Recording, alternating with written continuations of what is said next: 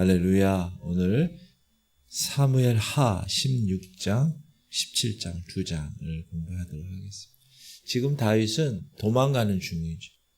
아들 압살롬이 반역을 했고 또 그가 예루살렘을 점령했고 사람들 마음을 다 사서 한때 이스라엘 가장 위대한 왕이었던 이 다윗이 맨발로 감람산을 오르고 울며 떠나야 하는, 왕위도 성전도 언약궤도 다 뒤에 두고 떠나야 하는 그런 모습입니다. 오늘 읽을 우리가 16장 17장 말씀은 그 도망의 한복판에서 벌어지는 이야기들, 그 도망의 한복판에서 만나는 사람들의 이야기. 어떤 사람은 배신을 때리고 어떤 사람은 저주하고 어떤 사람은 음모가 뒤엉킨 혼란 가운데, 혼돈 가운데서 우리는 한 가지 질문을 생각하게 됩니다. 지금 다윗에게 있어서 하나님은 어디 계신가? 하나님이 마음에 합한 자라고 이야기했고 또 그동안 하나님께서 그 사울 왕의 여러 가지 많은 어려움 가운데서도 지켜내신 그 다윗이 지금 현재 아들 압살롬이 반역하여서 이 도망가는 아버지 다윗에게 있어서는 어디 계시는 그런 하나님이신가? 16장에 보면 첫 번째 나오는 인물이 시바입니다. 시바. 무비보셋의 종이죠. 이 시바는 기회를 노리는 자로 성경에 기록되어 있습니다. 다윗이 이제 감람산을 넘어가니까 무비보셋의 종 시바가 나타나서 두 마리 나귀에 먹을 것을 잔뜩 싣고 나타납니다. 겉으로 보기에는 이 도망가는 다윗의 헌신하는 충성된 종으로 보여지죠. 그러니까 다윗이 묻습니다. 이 종이니까, 무비보셋 종이니까. 야, 무비보셋은 어디 있느냐? 그러니까 이 종 시바가 이렇게 답하죠. 3절, 왕이 이르되 네 주인의 아들이 어디 있느냐 하니 시바가 왕궤 아래되 예루살렘에 있는데 그가 말하기를 이스라엘 족속이 오늘 내 아버지의 나라를 내게 돌리리라 하나이다 하는지라. 이 무비보셋은 사울 왕의 후손이잖아요. 요나단 아들. 그런데 종인 시바가 이렇게 거짓말을 한 겁니다. 우리가 19장에 나중에 보면 이 무비보셋은 발도 씻지 않고 수염도 깎지 않고 다윗 왕을 기다렸어요. 근데 그것을 다윗은 지금 확인할 여유가 없는 거예요. 지금 도망가는 위기의 상황에서 다윗은. 그래서 시바의 말을 어쩔 수 없이 믿게 되었고 무비보셋의 소유를 이 종 시바에게 줘버리죠. 여기서 우리가 알 수 있는 것은 사랑하는 성도님들, 위기 때에는 진실을 분별하기가 쉽지 않습니다. 왜냐하면 그 위기를 틈타서 사람들이 자기 유익을 챙기기 때문에 그렇습니다. 시바처럼. 그러니까 시바는 충성을 가장한 기회주의자로 성경은 기록합니다. 우리의 삶에도 이런 일들이 좀 있죠. 지금 고난 중이에요. 근데 그때 딱 나타나서 그 고난을 해결해 줄 것처럼 그렇게 우리를 이용하는 사람들이 있다. 또 우리 자신이 어떤 사람이 위기에 처해 있을 때 그 위기를 기회로 삼아서 내가 어떻게 득을 취해야 되겠다. 이런 유혹이 있을 수 있어요. 그럴 때 우리는 어떻게 해야 되는가? 지금 이 의도가 하나님 보시기에 정직한 것입니다. 그것을 항상 점검하실 수 있어야 합니다. 이렇게 첫 번째 다윗이 도망의 한복판에서 만난 이 시바는 기회를 노리는 자였다. 그리고 두 번째 만난 사람은 시므이라는 사람이에요. 이 사람은 이 사울의 친족인데 지금 다윗이 도망가잖아요. 그 도망가는 다윗을 보고 저주를 하면서 돌을 던진 사람입니다. 시므이가 저주하는 가운데 이와 같이 말하니라. 피를 흘린 자여, 사악한 자여, 가거라, 가거라. 다윗을 이렇게 비하해서 얘기하는 거예요. 사울의 족속의 모든 피를 여호와께서 네게로 돌리셨도다. 그를 이어서 네가 왕이 되었으나 여호와께서 나라를 네 아들 압살롬의 손에 넘기셨도다. 보라, 너는 피를 흘린 자이므로 화를 자초하였느니라 하는지라. 저주하는 거죠. 다윗 왕. 그동안 다윗이 왕권을 잡았을 때는 아무 얘기 못하고 있다가 이제 쿠데타가 일어나서 아들 압살롬이 정권을 잡으니까 입 빠진 사자구나 이렇게 생각해서 사울의 친족 시므이가 다윗을 저주하죠. 그때 스루아의 아들 아비새가 분개해서 얘기합니다. 스루아의 아들 아비새가 왕께 여짜오되 이 죽은 개가 어찌 내 주 왕을 저주하리이까? 청하건대 내가 건너가서 그의 머리를 베게 하소서 하니. 그때 다윗은 그래 그렇게 해라 이렇게 얘기할 수도 있었죠. 그러나 그때 다윗의 반응이 이렇게 반응합니다. 왕이 이르되 스루아의 아들들아 내가 너희와 무슨 상관이 있느냐. 그가 저주한 것은 여호와께서 그에게 다윗을 저주하라 하심이니 네가 어찌 그리하였느냐 할 자가 누구겠느냐 하고. 그 시므이가 나를 저주하는 것은 하나님이 시므이를 통해서 다윗을 저주하라고 하신 것이 아니겠느냐.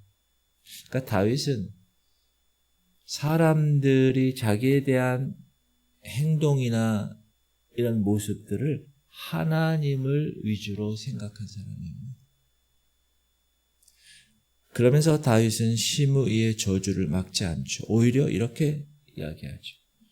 다윗이 아비새와 모든 신하들에게 이르되 내 몸에서 난 아들도 내 생명을 해하려 하거든 하물며 이 베냐민 사람이랴. 여호와께서 그에게 명령하신 것이니 그가 저주하게 버려두라. 혹시 여호와께서 나의 원통함을 감찰하시리니 오늘 그 저주 때문에 여호와께서 선으로 내게 갚아주시리라. 이거는 상당히 성숙한, 영적으로 성숙한 사람의 반응입니다. 무슨 말이냐? 그는 지금 자기가 당하고 있는 고통을 하나님의 섭리 안에서 바라볼 수 있는 사람이었다. 하나님이 그렇게 하셨다는 거예요. 지금 아들 압살롬의 그 상황, 쿠데타의 이 상황을 자신의 힘으로 막으려고 하지 않고 하나님 손에 맡기는 그런 영성을 우리에게 보여주고 있습니다. 여러분, 우리가 억울할 때가 있어요. 목회할 때도 그렇고 여러분이 살아가실 때도 그렇고 억울할 때가 있어요. 그 억울할 때 여러분 우리의 반응이 어떨까? 대부분이 아비새처럼 칼을 뽑으려고 할 것입니다. 그러나 다윗처럼 하나님께서 보고 계셔 하나님을 신뢰하며 하나님의 섭리를 인정하며 묵묵히 걸어갈 것입니다. 우리는 신앙의 하나님의 자녀로서 이 원통함을 내가 스스로 해결하려는 것이 아니라 그 원통함을 하나님께 올려드리는 것. 그것이 믿음입니다. 사실. 여러분 그런 믿음의 사람들이 되시기를 주님의 이름으로 축복합니다. 하나님께서 원통함을 주시는 이유 나에게 하나님의 뜻이 있다 이거죠. 하나님의 섭리 안에 있다 이거죠. 그래서 나 자신을 돌아보고 그것을 이겨낼 줄 아는 사람. 그런 사람이 다윗의 영성처럼 지혜로운 사람이다.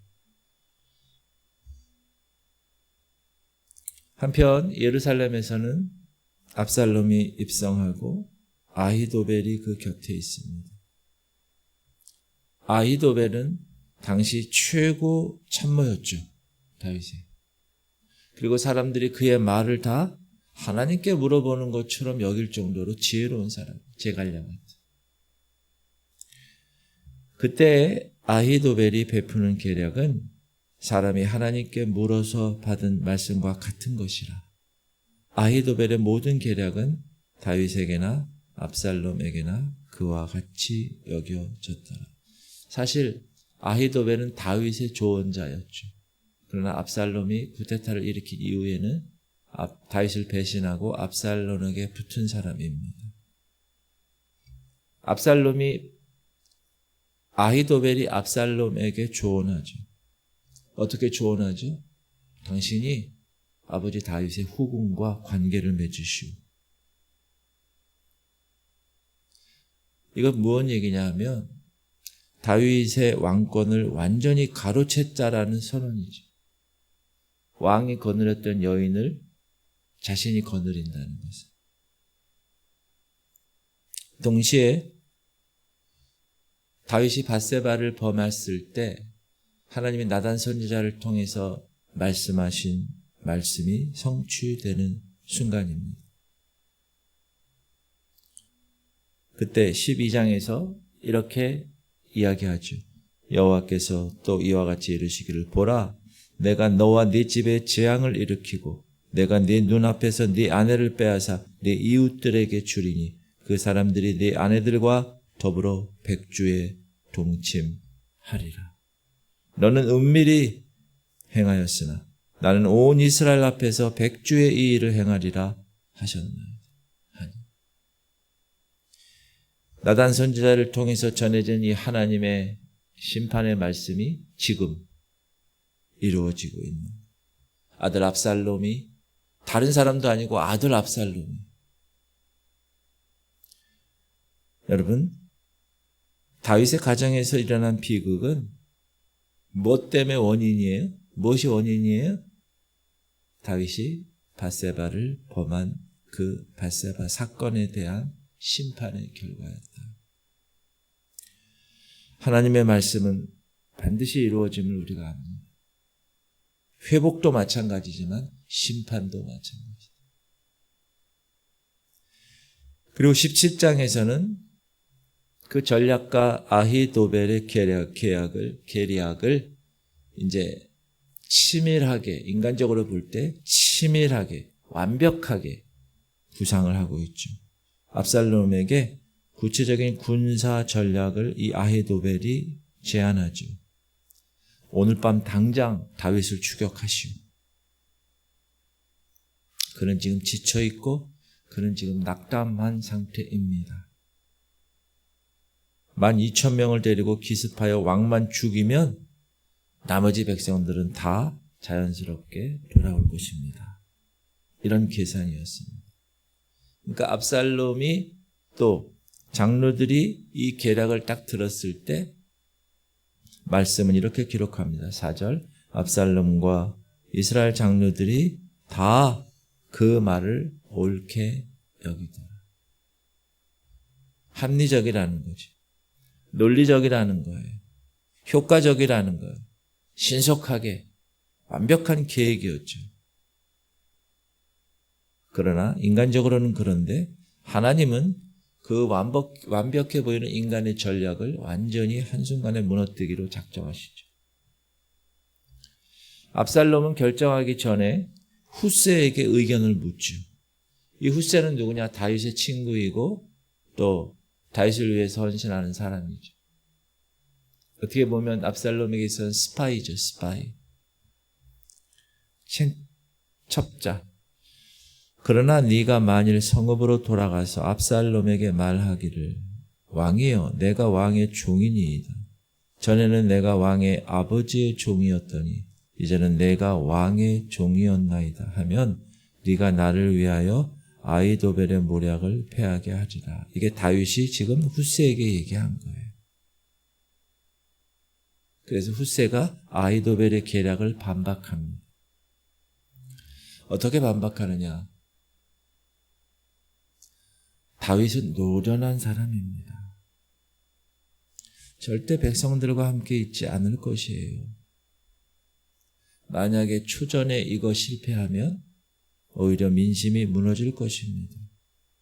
그러면서 훗세가 제안을 하는데 어떤 제안이냐 하면 당신이 직접 이스라엘을 다 모아서 직접 대군을 이끌고 나아가십시오. 근데 성경은 이 장면에서 핵심을 정확하게 짚어주는데 압살롬과 온 이스라엘 사람들이 이르되 아렉 사람 훗세의 계략은 아히도벨의 계략보다 낫다 하니 이는 왜 그렇게 생각할 수밖에 없었느냐? 여호와께서 하나님께서 그렇게 하셨다는, 하나님께서 압살롬에게 화를 내리려고 하셔서 아히도벨의 좋은 계략을 물리치라고 명령하셨습니다. 자, 압살롬 왕이 훗세의 말을 선택했어요. 근데 그게 우연이 아니라 여호와께서. 여러분, 사람의 판단 속에서 여호와께서 역사하고 계신다. 설득의 과정에서 지금 훗세가 설득하는 거 아니에요? 아히도벨의 계략이 잘못됐다고, 자기의 계략대로 하라고. 이거는 다 우연이 아니라 하나님이 역사하고 여호와께서. 사랑하는 성도님들, 하나님의 섭리는 극적으로만 오지 않습니다. 때때로 하나님의 섭리는 사람의 마음으로 그 마음을 움직여서 또 어떤 말이 그 사람이 귀에 꽂히게 하는 그러한 방법으로, 그래서 어떤 것을 결정하게 하는 방식으로 조용히 역사한다는 거예요. 하나님의 섭리. 그러므로 우리의 기준은 어떤 사람이 아주 기가 막힌 아이디어를 냈다, 아히도벨처럼, 그거보다 하나님이 어떤 생각을 갖고 계시는가, 그것이 더 중요해요. 선택. 계속 얘기하잖아요. 너는 이 시대를 본받지 말고 오직 마음을 새롭게 함으로 변화를 받아 하나님의 선하시고 기뻐하시고 온전하신 뜻이 무엇인지 분별하는. 저 전략가, 저 머리 좋은 사람, 저 아이디어가 아니라 하나님께서 뭘 원하시는, 그렇게 조용히 역사하시는 하나님의 섭리를 우리가 볼 수가 있습니다. 훗세는 이 상황을 지금 제사장 사독과 아비아달에게 알리죠. 지금 뭐 첩보 영화 같은 거예요. 다른 사람들 모르게 이제 다윗에게 이것을 이제 알려야 되잖아요. 근데 여기에 보면 이 두 전령을, 다윗에게 전령을 전해주는 거예요. 다윗이 알아야 될 거 아니에요. 훗세의 선택을 압살롬이 선택했다라는 것을. 근데 한 여인이 이 두 전령을 우물에 숨겨줘요. 이 추격자들이 왔다가 되돌아가죠. 마침내 다윗은 안전한 곳으로 피신하죠. 자, 이름도 알려지지 않은 이 여인 한 명. 이 사람을 통해서 하나님은 다윗의 목숨을 구하는 결정적인 역할을 하게 하신다라는 것이죠. 무슨 말이냐? 여러분, 하나님의 섭리는 위대한 영웅들에 의해서만 이루어지지 않고 이름 없는 한 여인의 용기, 한 여인의 지혜를 통해서도 역사를 바꾸신다는 사실이에요. 그래서 무시하면 안 돼요. 교회 공동체 여러분, 여러 사람들이 있잖아요. 외모로 보기에 별로인 사람도 있어요. 그런 사람을 외모로 보고 무시하면 되지 않습니다. 그 안에 하나님의 형상이 있음을 항상 생각하고 항상 하나님의 자녀를 대하듯 대해야 합니다. 그리고 17장 23절부터는 이 아히도벨 이야기가 나오는데, 이 아히도벨이 압살롬에게 자기의 계략을, 완벽한 계략을, 논리적이고 효과적인 계략을 얘기했음에도 불구하고 압살롬이 자기 계획을 택하지 아니하고 후세의 계략을 택하잖아요. 그러니까 자신의 계략에 채택되지 않은 것을 알게 돼요. 그리고 고향으로 돌아가서 스스로 목을 매서 죽습니다. 너무 허무하지 않아요? 당대 최고의 전략가로, 최고의 지혜자로 칭송받던 사람들, 이 사람은. 그의 계략은 완벽했어요. 그러나 하나님의 뜻 앞에서는 무너졌다. 그리고 그 결과를 견디지 못했다. 그리고 스스로 목숨을 끊었다. 여기서 우리가 알 수 있는 것은, 여러분, 인간의 계략과 인간의 지혜는 하나님의 섭리를 이길 수 없다는 사실이에요. 잠언은 이렇게 얘기합니다. 사람이 마음으로 자기의 길을 계획할지라도 그의 걸음을 인도하시는 이는 여호와시니. 그러므로 자기가 똑똑하다고, 자기가 스마트하다고 뻐길 존재가 되지 않습니다. 인간. 하나님 앞에서는 아무것도 아니에요. 오늘 이 말씀을 통해서 혼돈 가운데서도 일하시는 하나님을 우리는 발견합니다. 사람은 자기 계략으로 자기의 길을 계획하는데 하나님은 최후의 결정권으로 길을 인도하신다.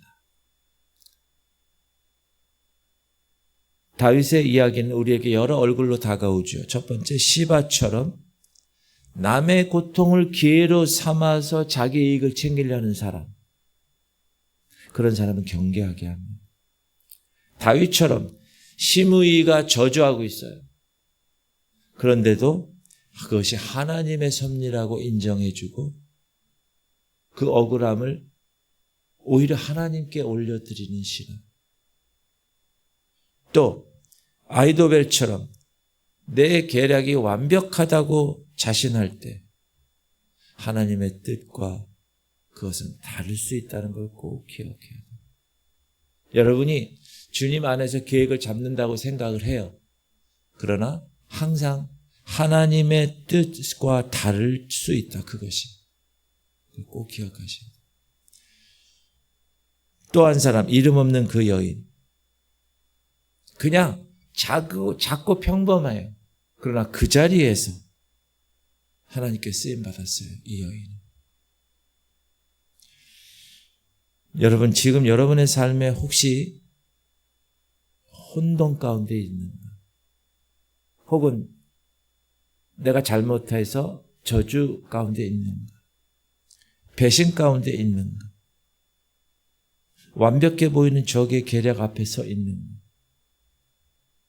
그럼에도 불구하고 하나님이 일하고 계신다. 조용히. 그러나 확실하게 일하고 계신다. 그걸 꼭 기억하시기를 바랍니다. 우리가 아까 읽은 말씀 한 번 더 읽을게요. 압살롬과 온 이스라엘 사람들이 이르되 아렉 사람 후세의 계략은 아히도벨 계략보다 낫다 하니 이는 여호와께서 압살롬에게 화를 내리려 하사 아히도벨의 좋은 계략을 물리치라고 명령하셨습니다. 하나님은 최고의 계략도 다 파하실 수 있는 분이다. 그러므로 지금 이 순간 우리의 삶 속에서 누가 일을 하는 것인가? 내가 혹은 정말 스마트한 사람이 이 일을 하는 것인가? 아니면 하나님께서 이 일을 하는 것인가? 꼭 기억하고 내가 무엇을 선택해야 될 것인가?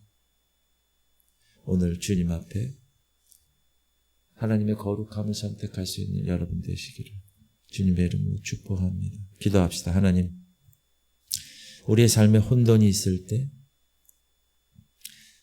다윗처럼 주님의 손에 모든 것을 맡기게 하는 지혜가 우리에게 임하게 하시고 사람의 배신 앞에서도 억울한 저주 앞에서도, 완벽해 보이는 적의 계략 앞에서도 주님만이 최후의 결정권자이심을 믿는 믿음으로 있는 그 자리에서 주님께 쓰임받는 그런 존재가 되게 하여 주옵소서. 우리 기도 제목 드립니다. 하나님, 사람의 계략은 하나님의 지혜를 넘을 수 없음을 깨닫게 하시고 저주 같은 상황 앞에서도 하나님의 섭리를 신뢰하게 하시고 작고 평범한 자리에서도 하나님께 쓰임받게 하시옵소서. 우리 연약한 자들을 위해서 기도합시다. 오늘도 우리 하담이 할인을 위해서 기도해 주시고 민우를 위해서 기도해 주시고 우리 어르신들 최영자 누님, 김은희 원사님, 강웅영 원사님, 김원정 원사님, 김한나 원사님, 김사라 원사님, 우리 김인상 성도 기억해 주시고 민경원 성도, 이선미 집사님, 한행숙 권사님, 강경숙 권사님, 또 김덕순 권사님, 또 한계란 성도를 위해서 우리 주님 이름 부르고 하나님, 오늘도 주의 중보자의 사명 감당하겠습니다. 통성으로 기도하겠습니다. 주여 할렐루야. 하나님 감사합니다. 오늘도 하나님께서 귀한 말씀 주셨습니다. 아버지, 다윗에게 있어서 이 혼돈의 삶 가운데서도 하나님은 그를 이끄시고 협리하시는 줄 우리가 배웠습니다. 하나님, 시바처럼 남의 고통을 내 유익을 잡는 기회로 삼지 않도록 하나님 경계하게 하시옵소서. 아이도벨처럼 자기 계략이 완벽하다고 생각하고 하나님의 뜻과 다를 때 그럼에도 불구하고 인간의 계략을 선택하지 않도록 주님 역사하시옵소서. 하나님, 다윗처럼 시므이가 저주하고 말 한마디면 그를 죽일 수 있는 상황이지만 하나님의 섭리를 신뢰하고 그 억울함을 다른 것이 아니라 하나님 앞에 올려드리는 그런 영성 배우게 하여 주옵소서. 하나님, 평범한 자리에서도 이름 없는 그 여인처럼 하나님의 섭리에 쓰임받는 주인공이 되게 하여 주옵소서. 오늘도 우리의 모든 삶을 여호와께서